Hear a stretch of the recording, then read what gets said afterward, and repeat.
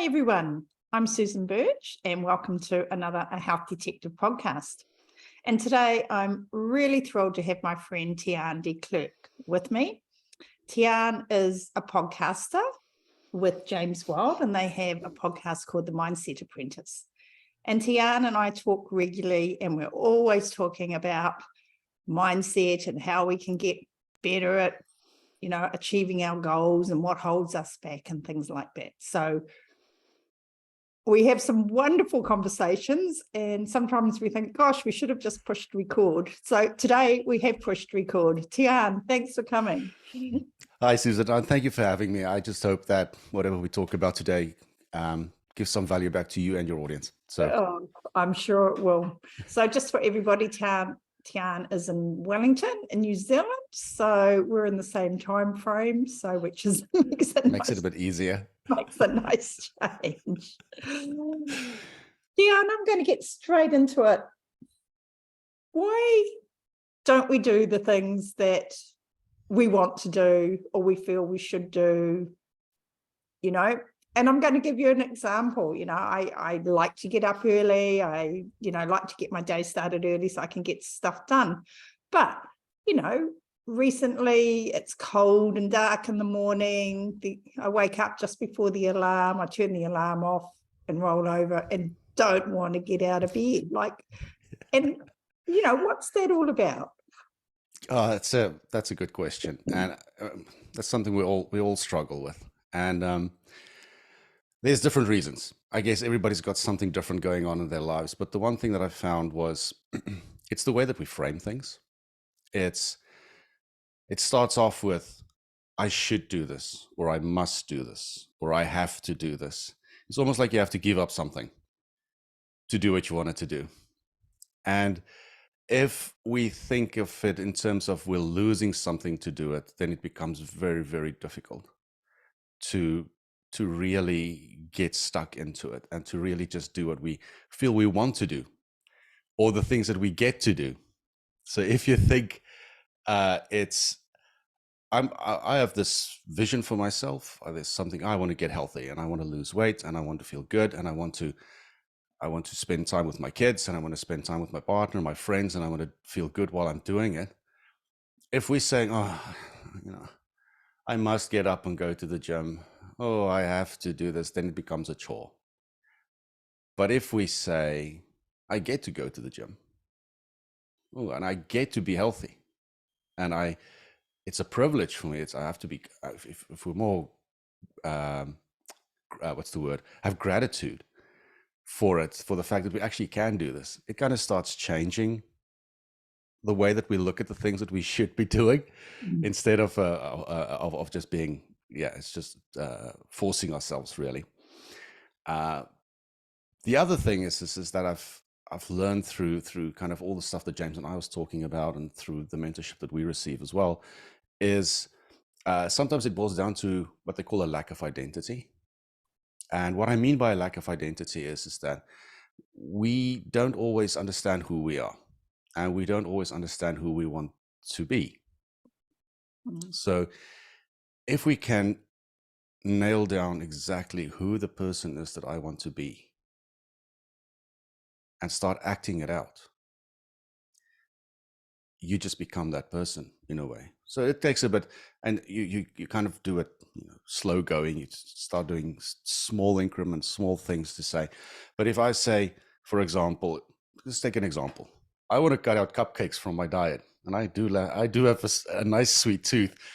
If I'm somebody that's going to say, I'm so weak, if I'm going to have a cupcake in front of me, I'm going to demolish that cupcake. The next time you go to a cafe and there's cupcakes, I can almost 100% guarantee you're going to eat that cupcake. And the reason is because that's what we keep telling ourselves. We keep saying, I'm just a cupcake glutton. No, but but if we say, I'm a healthy person and I enjoy eating my healthy food, that's who I am. I'm somebody that goes to the gym 5 times a week. I go to bed early or a reasonable time. I get up nice and early. If we start saying that this is who we are, things starts to change. Yeah, there's a lot in there to unpack, isn't there? And there's a lot of complexity to some of those ideas as well. And I think you're right. Often we haven't really thought about who we are and what our identity is. Often I think we just kind of get on, life kind of happens to us a bit, and we might set goals, we might get an education, we might set some work goals, things like that, buy a house, those kinds of things. But yeah, what about how we are living and engaging in the world? So I think, that's a good question. I try and get my clients to think about their why in terms of their health, because unless that why is really powerful, you're not going to be able to hold it up there in face of challenges. And I think the other thing that kind of comes to mind, or came to mind for me when you were talking, was, we've all heard about if you don't do it, the pain you're experiencing now isn't painful enough. You'll make change when the pain is severe enough. But sometimes it's like everything feels so far away. The increments are so tiny. And, like for me, I think, well, that discipline, like forever and ever and ever and ever, like how tiring that is, how challenging that can be, and so how do we manage that? How do we deal with that? That's a great point. And I think one of the mistakes we all make, is this: even if we do set the why, we decide what our why is. It is usually such a big thing that it feels insurmountable. It feels very, very big, and it's very difficult to stay true to that path. And I heard this great quote. They say, when it comes to goal setting and then the execution of it, is to say, set the goal, create a plan, and then forget the goal. I like that. Yeah. And the idea is just that, yes, you have that why, you have that thing that drives you. That's what I'm aiming towards. But more of your energy goes into the here and now. What can I do now? So I read a fascinating book a while ago, and it's actually got nothing to do with personal development or mindset. It was about technology and the convergence of technology. But they were talking about this idea that they found that if it's very difficult for humans to project themselves far into the future. Yeah. And they say that if you project yourself too far with this ideal version of yourself, it becomes so foreign to your brain, that person, because your brain doesn't know that person, that it creates a sort of a disassociation, and it becomes difficult for you to stay true to that path. So it's better for us to say, okay, yes, I want that. I want the ripped six pack, and I want, and I want the big quads, or whatever it is, whatever the goal is. I'm just being facetious, but is to set that goal, but then to start thinking, well, what can I do by the end of next month? What is my mini goal for the end of next month? And when you get there, okay, what's my goal for the next end of the month? And just focusing on those.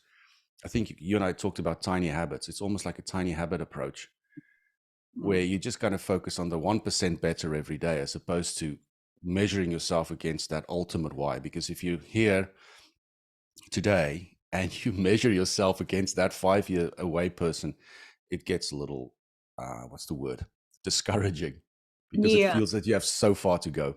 Yeah. And then there's no leniency in that either. There's no room for flexibility or making, and I don't even, excuse me, I don't even like to use the word mistake, but, it's an all or nothing mentality. We're either doing it all exactly perfect, or, you've gone to a cafe and had coffee and a cupcake, and all of a sudden, oh, that's it. I knew I could never do this. I'm just not capable of this. I may as well not even try. And I think that's what I hear a lot from my clients is, I might as well just give up and not try. I I had a piece of the carrot cake, so now I might as well just eat the whole carrot cake. Yeah. And I can relate to it. I mean, I've been there myself, I'm like, I might as well just eat it all and get rid of it because I know I'm going to eat it. And I can't blame them for it's carrot cake. I mean, yeah. So it's about finding that flexibility, that forgiveness, but continuing to kind of make progress towards your vision. And I think the other night we were talking about what you were saying about the vision is so far away you can't even imagine it. I think that's quite true. But I think you could hold a picture of the kind of person who could achieve that vision, maybe. I'm not sure. And I think partly where this sometimes things that derails us is that we compare ourselves to others, and we look at other people and we say, "Oh, but look at the results they've gotten." And there's this myth that I think is worth busting, is that we think that progress is linear. We think it's just in a straight line. I'm starting over here. Here's my goal, and I'm going to just go in a straight line. And you look at other people and you think, oh, but that must have been their journey. I mean, just look at them. It must have been that. But what happens in reality is you've got this goal, and instead of a straight line, it goes like this, back, blah, and it goes a little bit squiggly. But the idea is that you kind of tend towards the goal. So even if you do fail, which is just another good word for learn, if you extract the learning out of the failure, but if you fail, it's not the end of the world, because it's actually a good thing, because you start learning who you are. You start learning, what are my weaknesses, what are my triggers, what are the things that's attracting me from my goal, and then you can address it. If you don't fail, you don't know how to learn how to stay the path. Well, I think of it a little bit like going for a tramp in the bush, and you're kind of walking along a bit of a track, and then, there's some tree fell over it. And, do you turn around and go back, or do you find a way around the tree fell and keep going? So it's not a perfect path, but, you do learn something, and you learn that you can keep going and you can get back on the track. Or, I'm terrible at taking the wrong exits off the motorway or something. And it's a bit like that, like, oh, how did I end up here? And the great thing with that mistake is that you see suburbs that you've never seen before, and lovely houses, or maybe a park. It's like, oh yeah, I can walk that path next time. So it's not a waste, right? It's not a loss. Yeah, but I think you're right. We are so hard on ourselves. And who was it who said, it took me 15 years to achieve overnight success? Yeah, John C. Maxwell. Yeah, John C. Maxwell. Yeah. And it's so true. Yeah, it is. I think we think that when we start is that we're going to get there sooner than we think. I think, and that's we just need to be patient and just see it as a growth journey. So I'm not failing. I'm not bad because I failed. I'm learning.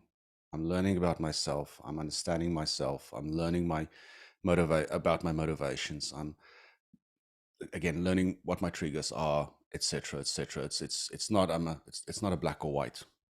It's more of a I'm finding my feet. Well, I've always hated goal setting. I don't even like using the word goal. It's been overused. Yeah, and I just have a natural resistance to being told what to do. And so I feel like goal setting is telling myself what to do. And so if I make it a hard and fast goal, I'm not going to do that, or I'm going to do that, I won't do it. My stubbornness or whatever will kick in. And I feel like traditional goal setting is, when we were at school, you had to set goals, and they had to be, what were they? There's that acronym for them, SMART. Yeah, SMART goals, specific, measurable, achievable, realistic, and time framed. And I think, like for my clients, when we come back to set goals for our health, do they need, do we need to be so rigid about that? Do they need to be so specific? Do we need to say, I want to lose 5 kilos by this date? Or should we be really thinking about them in terms of like a vision that we have for how we're going to live? And I don't know, I think of it as a feeling we have about ourselves. And I always talk about respecting yourself enough to actually take care of yourself. Mm-hmm. And that we need to go back and ask that question of ourselves. Am I respecting myself enough to take care of myself? Yeah, I know. What are your thoughts? Yeah, the kind of the self-respect and the self-care, I think, is a big part. And I agree with you with the SMART goals. I mean, SMART goals usually work quite well in a corporate sense, where you have some clear objectives that you need to meet, and they're great. Yeah. And when we come to our own personal goals, and again, I also don't particularly like the word goal, but is it something that you can get excited about? Is it something that you can emotionally attach to? Think and Grow Rich. Now the author's name escapes me. And Napoleon Hill. He talks about this definiteness of purpose. And to paraphrase him, he says that when you have this vision or this goal, that you should taste it. It's something that you really, really want and really get excited about. That helps you to stay true to that end goal of yours. And to your point, yes, and it's when you go to, I don't know, if you found, for example, when you go through goal setting, if you found that sometimes it can get a little mechanical, it's just like a checkbox. Oh, I need to lose 5 kilograms by this. Is that kind of similar what you're experiencing? Yeah, well, I think that's what clients experience. I need a specific amount of weight I need to lose. And, I think maybe it's a good point. Maybe goals in the health and wellness realm are actually different from goals in a career situation, or maybe in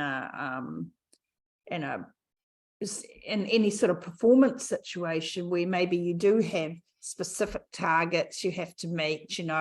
This is part of your responsibilities for your role. If you're in a sporting situation, you want to be able to run this distance, without stopping by this time if you're going to run a marathon or something like that.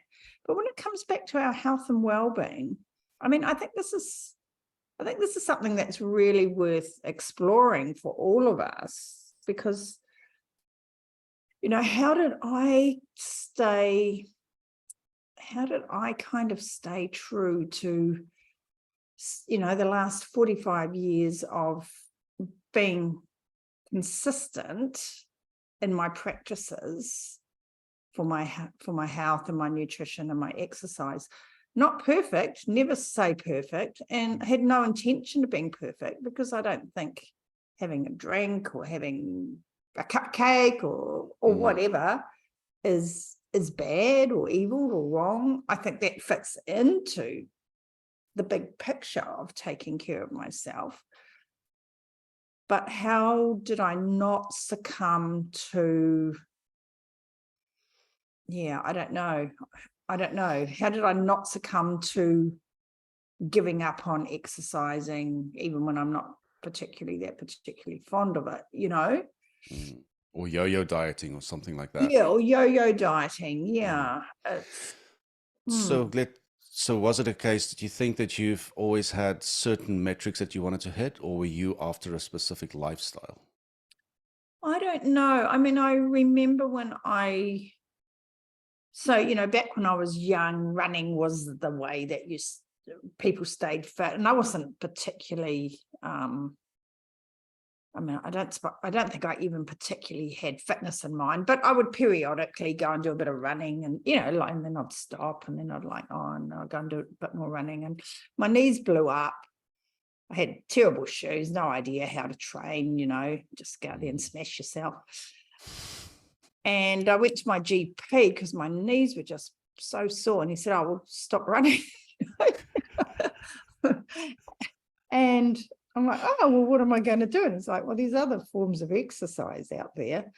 And, I mean, this is 40 something years ago. So there was men's bodybuilding around. I think, it was just getting started for women. And so I went into a shop that sold some weights and some of the supplements and bought this book on women's, but it was the only book I could find, this woman's bodybuilding book, and these little weights with these screw-on things, and went home and sat there and like read the book and did my weights. And I can remember thinking, I wonder if I'll still be doing this when I'm 60. I can remember thinking that and thinking, oh, I wonder if I'll still be doing this when I'm 60. Well, I'm nearly 65. I'm still doing it. Now, there's been a huge transition through that time. I got really, really interested in exercise physiology and how the body works and nutritional biochemistry. So, there's been this huge transition and of ideas and learning. I don't do it the same way I did back then, but I'm still doing it. So, I mean, I don't know what you would call that vision. Part of it, I think, is the self-discipline that comes with it. And, sometimes people go, oh, why do you train like that? I'm like, I don't train like that because I feel like my body necessarily needs the exercise. I do it because I need the self-discipline. Yeah. And maybe that's also something to worth just mentioning there. I mean, we've talked about before, and you alluded to it before. It's the difference between, I think you said performance goals is the one, and the other one. What was the other one? Well, health goals. Yeah. Health goals. Yeah. And with the performance goals, it's usually very rigid. It's very strict dieting. It's very strict exercise regimes, and unless you're an athlete, professional athlete, those types of things are very, very difficult to sustain. And would you say that, just listening to what you've just explained and talked to, do you think that the reason could be that why you stayed on the path was because you were just health in terms of, I want to get up in the morning and I want to feel good. I don't want to feel like a train has run me over. And it's basically living your life in a way that you feel health-wise, that you feel good every day. I mean, sometimes it's a question of you're talking about discipline. If we don't do certain things, it's like, what am I giving up? What am I losing if I don't do this uncomfortable thing? And maybe that's where your health goal, your lifestyle goal comes in, as well. If I'm going to eat McDonald's 5 times a week, I'm giving up feeling good, or I feel, I give up all those positive things that I've set out for myself. Well, I know, I mean, I won't go back and recap on all the past stuff, but I know that having, severe body image issues, and, probably these days would say mental health issues, and quite a few struggles during my younger years. I think that as I sustained exercise more regularly, I started to feel better, and then I ate better. And then as soon as I started eating better, my mental health issues disappeared. So I had more energy, I had more motivation, I was less critical of myself. And then even back then, there was still, personal development was still a big thing. And so, you're reading all the books and things like that. And I started my daily reset, which I think has been my saving grace. So rather than long-term goal setting, and I still advocate for, thinking long term about your goals, but just every morning getting up and writing down, what's the day I'm going to create today? What's my day going to be like today? But I've learned over the time, don't be too rigid about it all. You have to live. Yeah, you have to live. Stuff comes in, things happen. You get, this week has been really frustrating.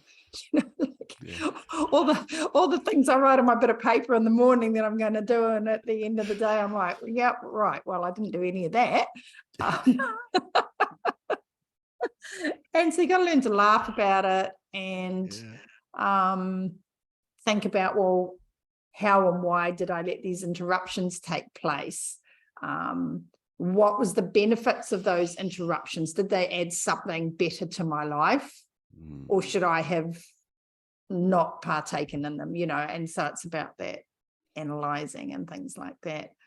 Yeah. That's also interesting. I mean, through many of the conversations with people that I've had, there's actually a great book called The Compound Effect, and I can highly recommend the book. It's by Darren Hardy, and it's all about doing that 1% every day. It's just 1% better every day. If you consistently do the 1% every day, over time it compounds, and you start seeing big results very quickly. But it's going to take ages for it to start going, and then all of a sudden it shoots up. But he was talking about this idea of bookending your days. He said, because life happens, as you said, life happens, and you have no control over what happens, over many other things that happens during the day, and that's a bit in flux. He says, but what you do have control over is how you start your day and how you end your day. And if you can at least look at that and set something up for yourself, say in the morning, I'm going to get up at 6. I'm going to do a run before I start my day, or in the evening, or whatever the case may be. It gives you that little bit of structure and time, dedicated time, where you're not going to be interrupted, or where life happens, if you like, where you can do this. And another interesting thing that I read a while back is that, and you'll know more about this than I do, but just before you go to bed, before you go to sleep, your brain goes into a specific brain wave.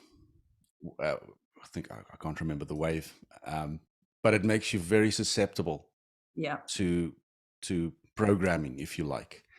So before you go to bed, if you can go and say, well, tomorrow I'm going to do this and this and this, and if this bad thing happens, this is how I'm going to react. And if I'm going to have lunch with my friends tomorrow, and it's okay if I eat something bad, and you kind of prime your brain for the next day, it just sets yourself up that much better. And make yourself a little bit more forgiving for eating the cupcake at the coffee shop tomorrow. Yeah I think those bookends are probably really, really valuable. And what you were saying there reminded me that when you do write things down, when you write it down, you do tend to do it. Yes. And so each day, if it's an exercise day, I just write down, it'll just be exercise will be in my diary. I don't give it so for me, I mean, I've probably got a bit more flexibility now than I used to have, and then a lot of people have, but I fit it in when I can. Sometimes it might be 2 sessions a day. I might, do, get out with the dogs in the morning or something and come home and do some deadlifts, and then maybe later in the afternoon, do something else. But it's about fitting it in. And if things go wrong, I can always pick up a kettlebell and do some swing, do 20 swings or something, so that I keep the momentum going, rather than having day after day where you don't do it, and then you don't want to do it again the next day, and then you start looking for excuses. It almost sounds like, in Atomic Habits, they talk about, setting up your environment to be conducive for the habits that you want to set up. It almost sounds like that's what you're doing. It's like, I've got a kettlebell over there, and I've got a dumbbell over there, and it doesn't matter in what room you are, you can just quickly pick something up and do it. Yeah. It is quite interesting. Well, let's move on a little bit, because that's a fascinating conversation, and any insights I can get to help my clients, and any insights my clients can get about what can I do so I can maintain these goals, I think is well worth thinking about and talking about. But another problem that my clients come to me with regularly is how do I do things when I don't have the support from my family, or my partner or my friends? And, we talked about this the other day, that you can't just say, well, go and leave your partner, because that's not really feasible. So, yeah. Any insights? Yeah, that is a really interesting topic, and you're right. I'll never advocate for people just to eject people out of your life, depending on what it is. This is something personal for everybody. But when I think about that, is that yes, it would always be great if you have the support of the people around you. That's always a plus point. But John C. Maxwell said something. He said, you can always succeed when other people believe in you, but you can never succeed if you don't believe in yourself. And what I take from that is that essentially we should be careful to not put our own development in the hands of somebody else. Because that's essentially what we do. If we are dependent on the support of somebody else, our discipline, our success essentially hinges on the way that person feels on a particular day. If they don't feel good, you're not going to do what you wanted to do. So this comes back to the identity question that we talked about in the beginning. Is what we risk doing is that we start tying our identity and what we do on a day-to-day basis based on how other people feel, or based on what other people do or don't do, essentially. So that's a good question to ponder. Is like, well, am I putting my success or my goals in the hands of somebody else? And should I? And if I am, why? It's a bit of a probing exercise that I would recommend somebody go through. It's like, well, why am I doing this? Am I doing this to keep somebody else happy? Or am I doing this to keep myself happy? Or am I doing this so that my partner and I's relationship is better? My family life is better? But I need to take the control of that first and foremost. I think that's the thing that people, and I struggled with it at the beginning or at some point as well, is we forget that we have control over our decisions. We forget that we can control our actions, and that we can define what our lives look like. So I think that's the one bit. I've heard so many stories, and a personal one is so when I started taking my personal improvement very seriously, my partner wasn't unsupportive, she was just a little bit indifferent. And I just decided, well, I needed to do this. I want to really just focus on becoming a better version of myself. And I threw myself, a lot of reading, and I was listening to a lot of talks, and I was implementing the things that I was learning, and also having a mentor in my life, which was hugely beneficial. Talking to them and following through on the things that they recommended. And about 3-4 months later, my partner was like, "Oh, so what's the book that you're reading at the moment?" Like, "Yeah, I'm reading this." And I was like, "Oh, okay." You say, "Well, what book can you recommend me?" I was like, "Oh, you read this book." And she started getting into it herself. And at some point I asked her, so why the change of heart? And she said, well, she could just see the difference in me, and she could just see the change in me. And she jumped onto her own personal improvement and personal development journey.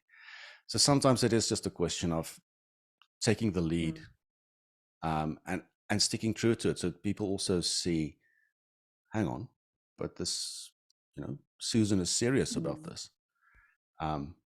This is not some fad.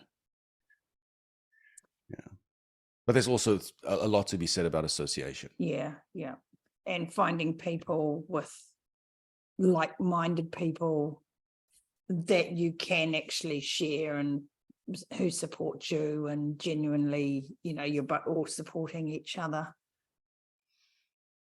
That's right. So it's maybe sometimes less a case of ejecting people out of your life that don't agree with you, but just increasing the number of people that has the same goals than you, and spending good amount of time with I them. know clients say that their partners get upset that they're changing. And that's not just female clients who tell me that. Like I have a number of male clients who tell me, look, my wife is just not on board with this. It's just, it's like hell trying to improve my eating. So it's goes across both aspects of the relationship that I have seen over the years. And had something I was going to say and I've forgotten what it was. But, I was thinking right back to when I first started doing this kind of work, and, one of some of my first clients, and I've seen it over time, is kind of like a sabotaging effect as well. So I can remember these two women coming to see me who were decided they wanted to lose some weight and get fit, but one would keep sabotaging the other one. She'd keep bringing doing baking and delivering baking and things like that. And over the years, I've seen that kind of thing happen. Somebody decides they're going to, stop drinking so much and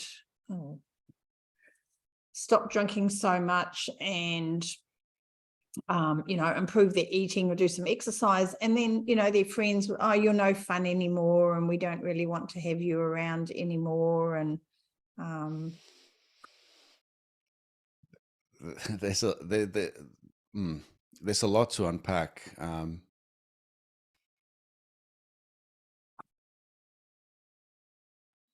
Sorry about that. Where did we stop? Oh, sabotaging. Yeah.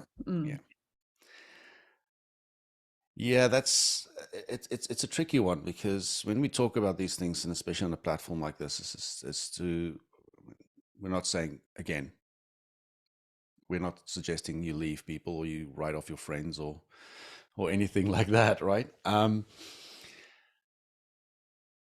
think there's two aspects of it, and I think the first one is again, it's just the self-control. I mean, I've started things as well when I started changing the way that I'd stop drinking as well. Well, not stop drinking, but really reduce it. And my friends were also like, oh, similar to that. You're and no I still, you're no fun anymore. And you still go out, and I still have a beer or two, and then I'll switch to something else, like non-alcoholic or something. It's just because I don't enjoy it anymore. And sure, I've received fewer invites, and I'm still in contact with them, and from time to time, but the frequency is much less. But I've also gained other friends which had similar interests and similar view on life and things like that. And if I think back on some of these friends that's stopped contacting me, or contacting me less, say, it's okay. I mean, I'm trying to do something better for myself and for my family. And it comes down to what's more important to me. But I just had a thought about that, because I was just thinking, imagine if you played rugby and then you decided to switch to playing football. You would, you're kind of leaving a group of people that you've got an association with that's based around playing rugby, and now you've moved into a group that's got a different association. And so maybe those friendships that were based around going out and drinking, maybe drinking was what held you together, was the cement for the friendship, not the underlying other aspects of friendship. So now you're moving into different groups where there's a different focus, perhaps, and maybe that's the way we should be thinking about it. That's a great point. I mean, what was that thing? There's three types of friendships. It's one is that's seasonal, forever, and temporary or something like that. But it's the three types of friendships that you can get. So the one is usually the smallest one is like, oh, it's just somebody that you've met for a week. And they were supposed to just make an impact in your life for about a week, and then you move on with your life. Yeah. And then some of them are seasonal, where I'm going through a bit of a more extended period, and they're there. And then once you get through that season, they just kind of the friendship just dissipate, and then you get your friend that you're going to die together one day. Yeah. I really like that. That's a nice explanation. Yeah, but it comes back to one's identity and. What is it that what are the things that's important to me? What can I decide? What's within my power that I can control? I cannot control what they say. I can't control what they do. I can't control how they react, but I can control how I react. I can't control how I think or how I approach my life. And what kind of control am I going to exercise over that? And focus on the controllables. Yeah. And I mean, sometimes, I was thinking about, because you mentioned, you have something that brings cupcakes or they bring chocolates or whatever the case may be and sometimes it is just as easy. Oh, that's lovely. Thank you so much. I'm going to save it for my cheat day. Because it's about the expectation we set ourselves at the end of the day and the boundaries we set at the end of the day. The boundary can only be violated if we allow it. Really. I had someone that used to visit me that used to do that all the time. And I would, because you have this overwhelming sense of wanting to be polite and things like that. And then after a while, I just said, look, I loved you coming to visit me, but I really don't want to eat this kind of food on a regular basis. And because of my health. And so they came and I didn't partake. We had a cup of coffee and I drank my coffee and we didn't partake. And they never bought food like that back again. Yeah. And I felt terrible, but you feel this real internal disquiet when you're sitting there. You're thinking, actually, I really don't want to eat this. This isn't going to be good for my diet. And like I will eat things like that occasionally when I want to and when it suits me. And I really enjoy them, but I just, I don't want it to become like this is the pattern and this is the habit. And, every week when we have coffee, there's donuts and I feel obligated to eat them. Yeah. And I guess like you said, you don't want to be rude, and it makes it tricky. But I mean, another way to look at it is if you had a peanut allergy and somebody brings a pecan pie or whatever, you'd say no thanks. You'd say no thank you. Yeah, nobody would think twice. I have an onion allergy and, I'm just like, I'm sorry, I can't eat that, and everyone's like, oh, really? But there's no way I'd make myself eat it just to be polite and then go away and be sick later. Yeah. So yeah, it is, I guess it's, it's setting up boundaries and clear communication.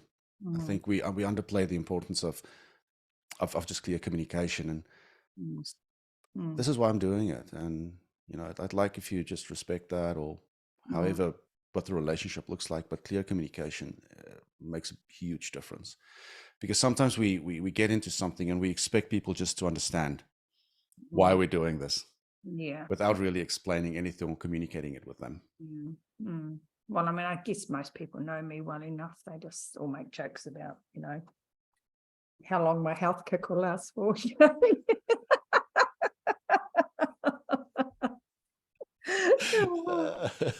But I think it's also, and it's quite hard to do, and we've all got different natures. So some of us do it better than others, and it's not something I'm particularly skilled at, but something I am working on getting better at. And that's letting other people deal with their emotions. You know, if I say, look, sorry, I'm not hungry, I don't want to eat that, the other person needs to deal with their with how they feel about that. If they're upset or disappointed in you, well, then that's up for them to go, well, why, you know, and to question their own reactions and emotions. That's right. That's actually not my job to do that. That's right. That's right. It's control what you can control, and how much I'm going to let other people influence my identity of who it is that I want to be or need to be sometimes. Yeah. Yeah. Fascinating, isn't it? Human nature. Yeah. It's one of those things. It's literally, when you start digging, it's literally a gift that keeps on giving. Because every time when you think you understand yourself a little better, something else happens that exposes yourself to yourself. Yeah. It's like, why did I react this way? Oh, why did I give into this thing? Yeah. And then understanding yourself a bit better along the journey. So tell us a little bit about what kind of practices, what kind of you know, mindset practices does the Mindset Apprentice partake in, you know? Yeah. For you through a day. So I think just on the podcast, I think when James and I started it, we were doing this personal development kind of together, and we realized that there weren't anything really out there that was kind of talking about the process of building yourself. It's more about, it's usually people that's already been that's already achieved high levels of success, and it's kind of you know, sometimes it's unrelatable. And so we thought, well, let's just put the podcast in where we share what we think and how we, you know, fumbling through it all, and just put it out there. And so every day is a school day, so we learn something new every day. But in terms of kind of the mindset, I think a lot of it comes down to action. So we can think about things a lot, but if we don't start doing things, then it doesn't get cemented in our minds. So I have a couple of things that I do every day. So I read every day, at least 15 minutes, something of personal development or mindset or financials or anything that kind of builds me up. I try to listen to at least a podcast or a talk or something every day, some positive information that I get into my every day. I have accountability practices morning and evening, where I set my goals for the day, and at the end of the day, I kind of measure how well that went. I do exercise at least 6 days a week, so I've got a bit of a rest day, and I stick true to those things. I do some writing on a daily basis, so it's all things that once you start putting in the action, the mind also kind of follows. It's like, yeah, I'm building my confidence, I'm building self-belief, I'm building a stronger mindset because I'm doing all of these things every day. So those are, and then I have people that I call on maybe 2 to 3 times a week, where I can just have a chat and say, well, this is what I'm thinking, this is what I'm experiencing. You know, how should I be looking at it? How should I be doing things differently? So that's basically in a nutshell. That's really lovely. And what about challenges? That's something that I do each morning. Like I said, this week I haven't dealt very well with the challenges that, well, I shouldn't say that, you know, we've got to be really careful about the words we use to ourselves. Let's just say I've had some unexpected things interrupt my plans for the week, rather than saying I haven't dealt well with it. But I do think acknowledging the challenges that we're going to face is really important part of the process. I found that was quite life-changing for me, because you'd set out this like ideal day, and I'm going to do this at this time and what have you, and then that would just turn to custard, of course. Like by the time you put the pen down, that would be out the window. And so I started asking myself each morning, what challenges am I likely to face today in terms of doing this? How am I going to deal with those challenges? When will I prioritize an interruption over my own plan? Things like that. So, I want to be working on this project at this time. And so what will I allow to interrupt that project, which would always tend to be the health and well-being of a family member or a friend or something like that, would tend to be would tend to be something that I would always allow to interrupt. And then there's probably a few other things that'll pop up, that sometimes it's easier to deal with something immediately rather than try and come back to it later. But just acknowledging that those challenges pop up. Yes, and what you've mentioned there is actually that's spot on. It's something called priming, where when you feel good, you make the decisions for what you need to do when things go bad. Because when you're experiencing the challenges or the adversity or whatever it is that's happening, it's coming on your way. When you try to make the decisions while you're feeling like that, it's probably going to end up making some less than desirable decisions. So it's exactly that. This is when I feel good, I prime my brain. If X is going to happen, I'm going to do Y. If A is going to happen, I'm going to do B. I'm going to allow this, or this is my priority. As you said, this is what I'll allow one over the other. And it's just, excuse me, on the beginning of the day, it's if you've got a meeting, you've got a business meeting, you're going to deal with difficult people, you're going to maybe run into a friend that's not really supportive of your health goals and things like that. It's like, well, when I talk to my friend and she says this, I'm going to do this. So by the time you get there, you've already made the decision. You already know what to do. Doesn't always help with the feeling, because sometimes it still hurts when people don't support you, but at least you've given yourself the chance to decide how to react. And I think too, you can, in that daily reset or, bookend, you can think about also, well, the kinds of things I think about are, how can I help this person understand better why I'm doing this? Or not even so much that, how can I support this person better? So, sometimes we get so tied up into our own stuff, it's about thinking about, well, why might my friend be feeling like this? What can I do to be a better friend to that person that doesn't involve, eating cream donuts, I don't know. I mean, it's such a big, complex subject, isn't it? But it is. But it's also, I guess, it's come down to understanding your friends' needs in this particular example, or your clients' needs, to actually understand what's valuable to them. What are the things they value? What are their principles? How do they look at life? And see if there's anything you can do in that framework, in that frame of reference for them. So where can people find your podcast, Tiaan? We are on Spotify. It's the Mindset Apprentice. We also on YouTube. We recently took the plunge into video, so there's about 3 videos on there. Awesome. And we're also on Instagram on Mindset Apprentice. Right. So feel free to like and subscribe and share, and we'd appreciate it. Yep. We'll make sure we put the links into the show notes for you. Fantastic. And so do you have any final words? What kind of final thoughts would you have for people to wrap up? I think just wrapping it all up in terms of understand who you want to be and what is the life that you want to live. And then making your decisions based on those values.